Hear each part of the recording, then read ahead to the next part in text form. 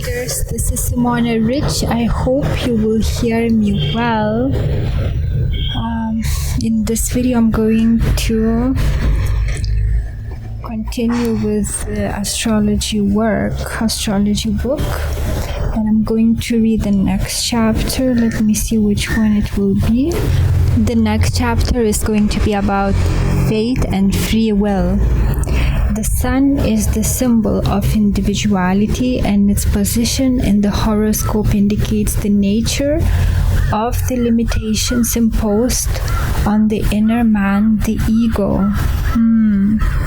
The sun is the symbol of individuality, and its position in the horoscope indicates the nature of the limitations imposed on the inner man, the ego. The sun, therefore, indicates the real man, who should guide and rule the lower disposition, that which is animal. It is the symbol of the will of the heart and is positive. It is limited in its symbol of the will. It is limited in its expression and opposed by the personality, which is symbolized by the planets, by the negative and receptive moon. So the sign where the sun is, according to this author, and in other astrology works this can be found, shows our individuality, the real self, whilst the place where the moon is shows our personality, the current incarnation, the character of the current incarnation. The moon absorbs the influences of all planets that form an aspect with it, and these influences combined with the signs of the zodiac, which produced them, form the limitations of our personality, and these limitations hinder us from giving expression to that which the sun expresses in our horoscope. The sun symbolizes the intellect. Only when intellect and heart cooperate, we might expect harmony of spirit, soul, and body. In the horoscope, the body is represented by the ascendant, that is, the sign which at birth is rising upon the eastern horizon, and the three, moon, sun, and ascendant combined, we find back in Mercury. It is the mission of Mercury, the symbol of mental thinking, to bring home that which the cosmos sets to be learned. Not before we have fulfilled that through Mercury, the moon and the ascendant can no longer darken and limit our being. Not before we have fulfilled that through Mercury, the moon and the ascendant can no longer darken and limit our real being. Then the sun will rule moon and ascendant, whereas in Mercury the moon plays the chief part. In Saturn, the cross, in the sign, astrological sign of Saturn, the cross is placed over the moon. That is, the soul is limited in expression by matter.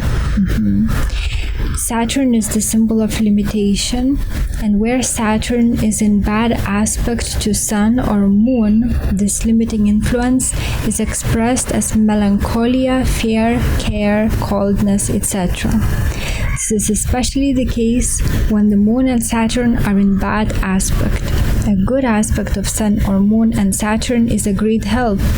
Saturn is the planet of karma, and where that is not overcome, no rising is possible.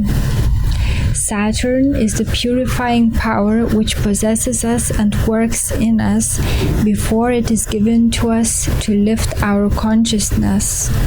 Nobody gets to that without Saturn's guidance. It is the watcher of the threshold, symbolized in the Bible by Satan. In astrology, it is called the great evil, opposed to Mars, the lesser evil, symbolized in the Bible by the devil. So we see that evil is relative and serves to make us wiser by hard experiences and prepare us for a higher state of consciousness. The vehement appearance, therefore, of the depressing and limiting Saturn influence in anyone's life is usually a token that the time for higher spiritual development has come. It is as it were a feeling of homesickness for the real home. Man is born at the moment when the positions of the planets and signs are in exact accordance to his karma and character, and at that point of time is in fact already defined by the moment when the sperm comes in contact with the ovum. This moment is called the epoch. The rule of Hermes, see chapter The Prenatal Horoscope and Correction of the Time of Birth, already used by Ptolemy in correcting the time of birth, is still used for this purpose, and the correct results it often gives is the best proof of the truth of the rule above mentioned, and we learn by it that birth happens according to fixed laws at a definite moment, not before and not after. This holds true for births having a normal course, and if a physician intervenes or if birth is delayed or precipitated through other reasons. With regards to this, we can only guess. We might, for instance, suppose that such an intervention occurs along fixed laws, and that even the intervention is sure to be pointed out somehow in the horoscope. For example, I was born late, and actually my mom was given medicine for her to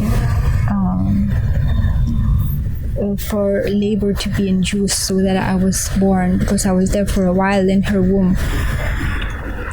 It will certainly be worth the trouble to gather information regarding this. If we therefore know the exact time of epoch, we should be able to describe the character, the build of the body, etc. of the child 9 months before his birth. To the degree we are in tune with the cosmos, we have developed a free will, and we can rule the planetary influences, which means the influences come all the same and affect us, but by rising above them, we may divert them into proper channels. We are no longer slavishly subjected to them, but rule them to a degree. Men, high and low, moral and immoral, all are subjected to the cosmic influences, but in different ways. When I speak in this sense about the highest among us, I don't wish to be understood wrongly. There are exalted individualities who, in a sense, have liberated themselves of the cosmic influences, but only through their will, having become one with the will of the Logos, the creator of the cosmos. In other words, because they have become in tune with the cosmos.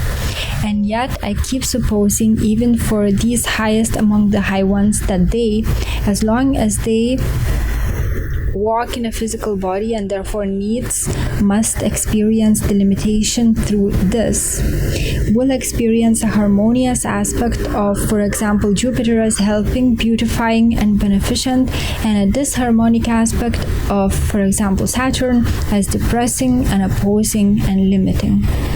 That for such exalted beings, the conclusions regarding future aspects should be modified does not want mentioning, after all, that precedes and need not be explained further. That this important point, however, seems often to be neglected even by famous astrologers is again and again shown.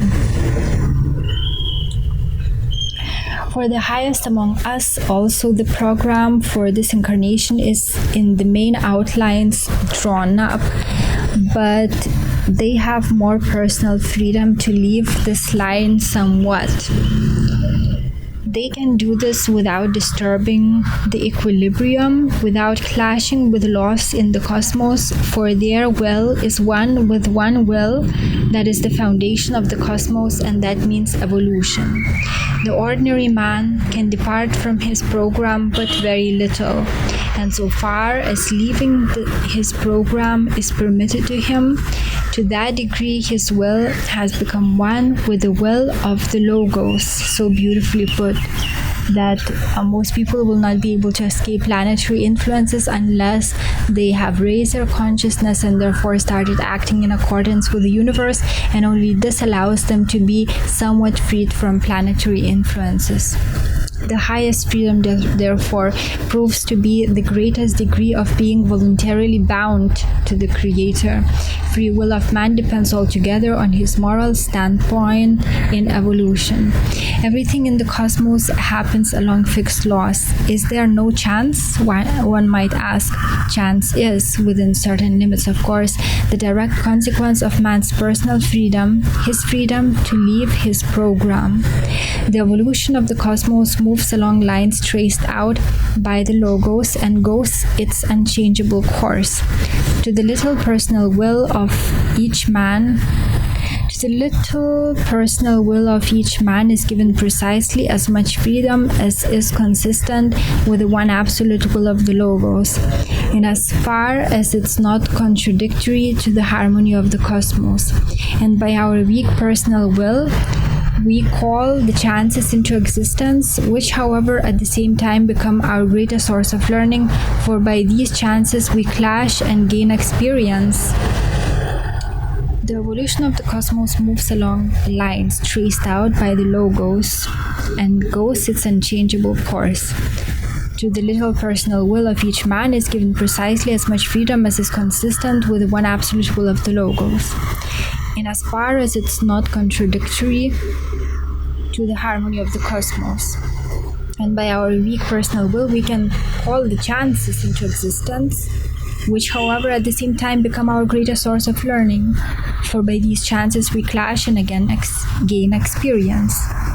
So our personal will can be exercised in a way that's not harmful only if it aligns with the universe, but if it doesn't align with the universe, then we are going to experience problems, but this will serve as learning experience for us. Chance becomes therefore a condition for growth of freedom. For by the slight chances we give rise to through our actions, we learn to know our lower self better and to overcome it, and hence arrive at greater freedom. The free will of the majority is in a bad plight, so that we can safely assert that the greater part of humanity is not able to give a definite direction to its life, which simply is lived.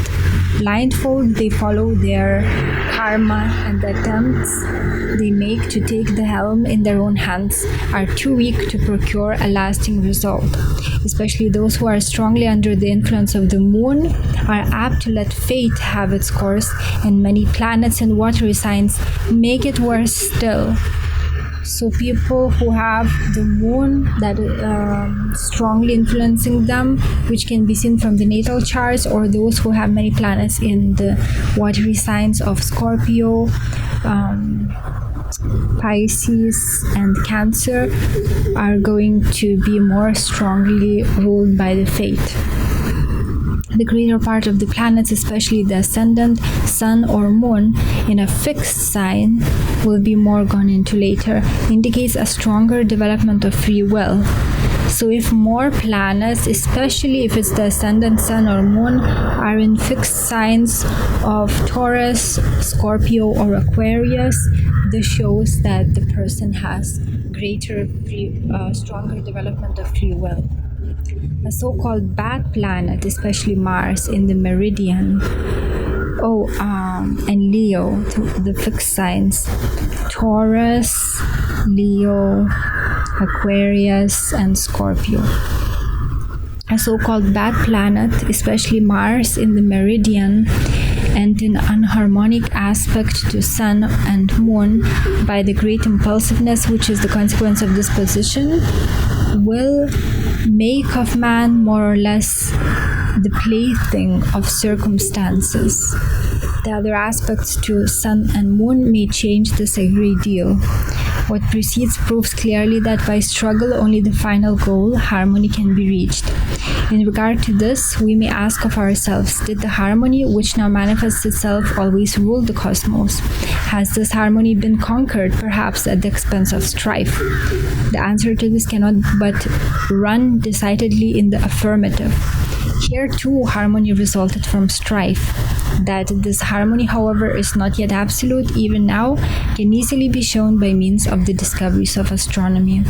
We must suppose that the harmony in the cosmos arose by the rejection of inharmonious elements, that is, that the number of planets has been much larger than now, and that those that had very eccentric paths and thus threatened to disturb the equilibrium have either changed their elliptic path in a parabolic or hyperbolic one by the disturbing attraction of other planets, and so have been removed from our cosmos or united themselves with their origin because they came through disturbances too much under the domineering attraction of the sun, and at length flung themselves on it after having revolved around it in narrower and narrower spirals.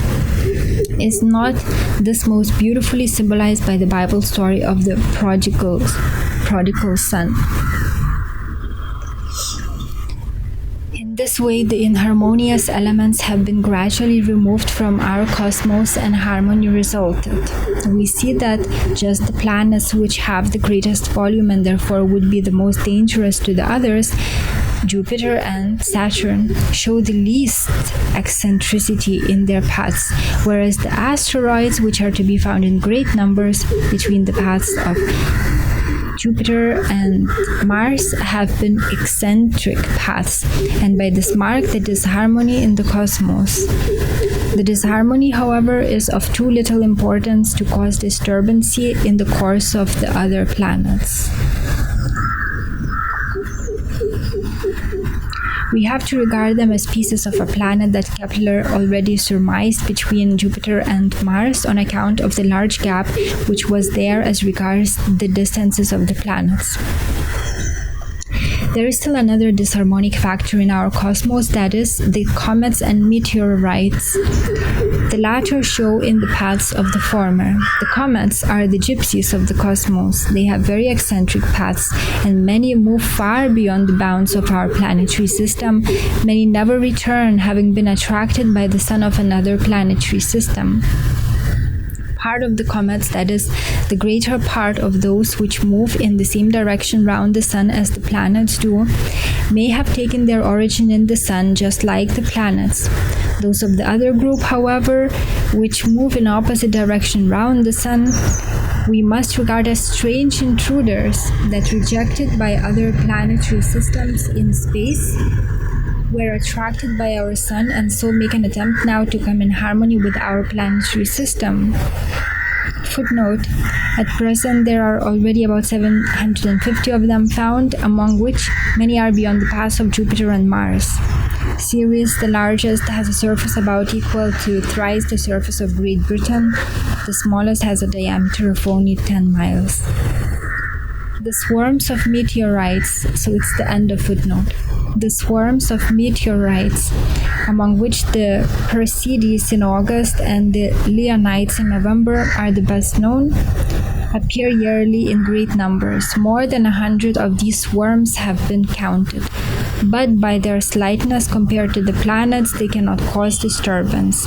A great many flop down on our Earth under the influence of its attraction. How far the comets can bring about disturbances is not known with certainty.